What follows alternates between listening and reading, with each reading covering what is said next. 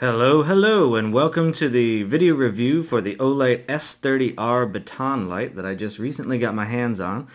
I've spent about 5 days using it every evening in different conditions so that I could give you guys some feedback on it. And what we're going to do first in the video is just go over some of the brightness modes that it has. Then we're going to look in depth at the light itself, some of the accessories that it has, and how it compares to some of the other recent Olight offerings, and then we'll take it outside and see how it performs in person. So as you can see on the back of the box here, we have 5 brightness modes. You have your moon mode, which is good for book reading when you're camping or when you have a power outage when you need just a little bit of light to see your way around or see something very up close for a long time. Low mode, similar use case, but a little more direct in the cycling of the modes, which we'll get into in a minute, than mood mode is. And then you have the medium mode.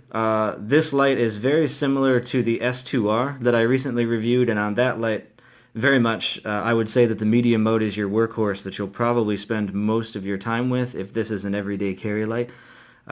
Your high mode is great for when you need to illuminate a big space, your whole yard, a good part of a field, when you need more throw distance, etc. Turbo mode even more so when battery life is not a concern and you just need as much light as possible. A couple other quick features that you can see on the back of this box here. It is waterproof up to 2 meters to IPX8 standard, and it is impact resistant to 1.5 meters if you happen to drop it. I have dropped lights like these before, and the anodized aluminum body does hold up well to impact. So, with no further ado, let's bring out the light itself and some of the things that it comes with. This is the S30R without the tail cap on. I just had it off for a second because I wanted to show you. It takes an 18650 rechargeable lithium-ion battery, which it does come with, and that itself I think is a nice feature. I've had 18650 lights before that came with just the light or two of the CR123s, which 2 of those together is about the same length as this, but they're not rechargeable. These batteries tend to be $8 to $15 a battery, so it's a nice little bonus that it comes with this. To use the light, you just put it in so that the bump end is in the back. The cap is magnetic, same as the video that we saw for the S2R. And it can be charged without having to take the battery out of the flashlight by using included chargers for this. On the S2R, which I'll bring out right now, you can see that it's a very similar light in terms of size. It comes with a snap-on. It magnetically just sticks on, and the other end is a USB port, so you can plug it into your computer or use it with a phone charger. I found that in that video to be a great feature for if you don't have a specific charger for the lithium batteries, and even if you do, it's nice not to have to take the battery out of the flashlight. In this one, they've gone a step further, and they actually provide a charging stand, as you can see there, and it comes with a USB cable, of course, same deal. You plug the USB into here, and then you can just stand the flashlight up, that's also magnetic, and just charge it like that. The light will be red while it's charging and turn green when the flashlight is done. So another great way to charge up the light without ever having to take the battery out. It comes with a lanyard, of course, which you can see that, whoops, it's a little twisted up, but I have attached. And I mentioned in the S2R video, but I'll mention it again here, in case this is the first video you've seen of this series. One little thing that I liked was that they had a pin attached to the end of the cable here, so that the first time you go to slide it through that notch, you had the pin and you could just pull it straight through. It was very easy. We've all probably been there before trying to jam this through, and it gets stuck and it's hard to put that through. Nice little addition that Olight thought of to do. Again, very similar light, but one thing you'll notice that's the big difference with this from the S2R, because they are very similar looking and length lights. The main difference is that the S30R that we're talking about today has the LED way further down in the bezel, which is going to give it a much greater throw distance and a hotspot. One thing that I talked about on the S2R video was this is a very shallow bezel here, so it gives a very diffuse light, which is useful for indoor use because diffuse light doesn't tend to reflect off of walls as much.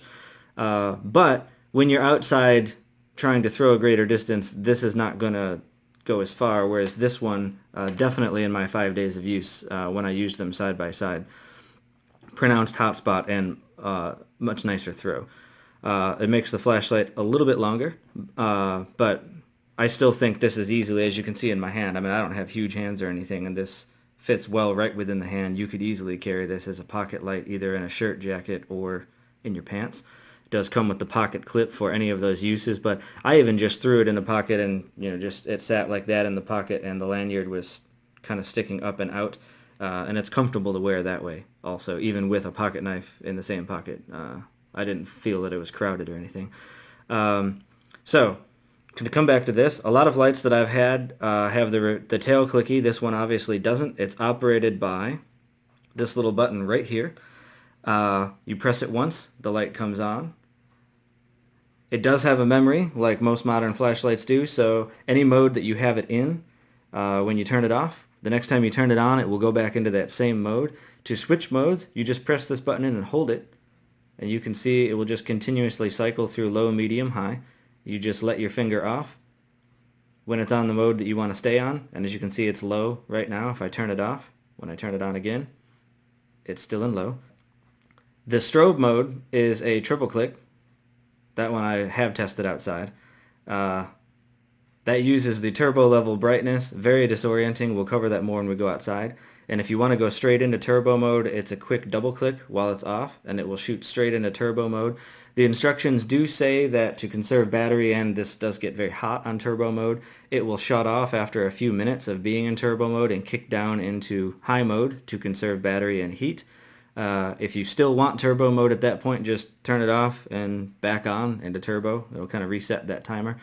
And it also has a useful timer feature that you can use on any mode. While the flashlight's on, I believe the directions say if you click and hold this for 2 seconds, it activates a 9-minute timer on that mode. Will automatically shut the flashlight off at that point. So if you were reading or wanted light as you were falling asleep, or I don't know, I wouldn't necessarily use that feature, so it's hard to think of examples, but if you're in a situation where you wished that the light would be on for a certain amount of time and go off on its own without killing the battery, that would definitely be nice.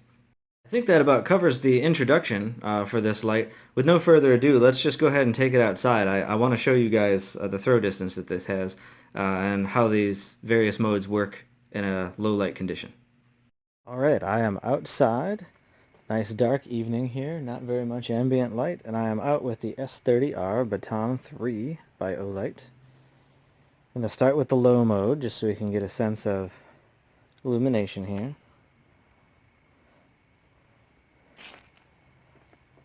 Obviously this is a shorter range mode, but I'm actually impressed with the amount of light that it can put out, being that this is the lowest mode.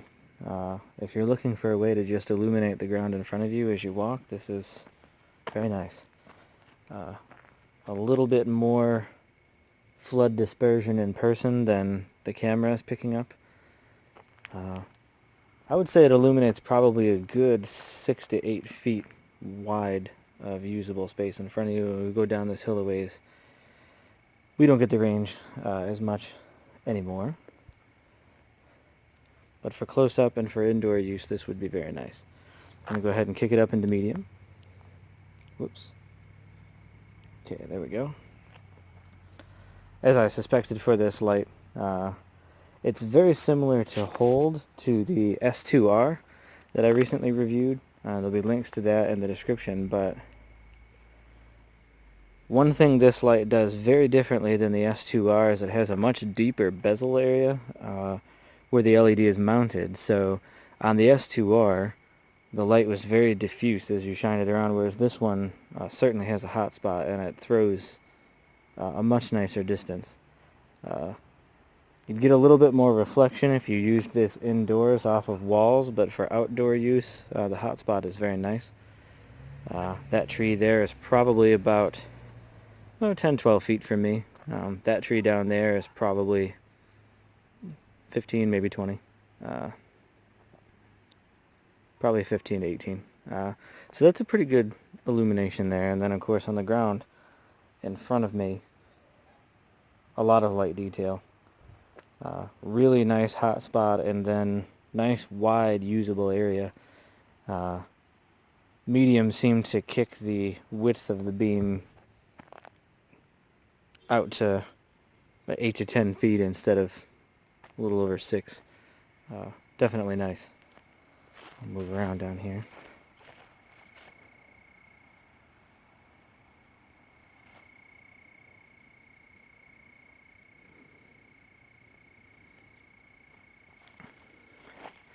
Okay, I'll go ahead and kick up into the highest mode. Well, the high mode rather, not the highest, because it does have a turbo, which we'll also do in just a moment. Alright, that's high mode. So let me back up. We can get that tree still about 20 feet away like it was a moment ago. Full illumination. Lots of detail there. Great throw. Huge illumination arc. Now we're getting into more, pretty much most of your field of view in front of you has a usable dispersion of light, and then the hotspot, of course, is extremely powerful. Let's see if we can see all the way down there. Those trees down at the bottom of the hill there are probably about 100 feet from me, so the illumination again is a little better in person than you're getting on the light. I can see them fairly clearly. Looks like you can just barely see them on the camera, but good illumination. If there were a deer or something down there, I could definitely see it in detail. That's a really nice, for this small size of pocket light, excellent throw distance there. And then, per the instructions, I'm going to double tap the on-off switch to engage the very brightest mode, the turbo mode. Now you can see, even on the camera, that's a nice illumination at about 100 feet away of all those trees down there. And then when we get up close, that's just about daylight bright as I shine on that, and the amount of detail that I can make out. And again, pretty much your entire field of view in front of you is well illuminated. It's almost, of course, too much light when you get close up, but if you needed to find something on the ground or something, you could definitely do that.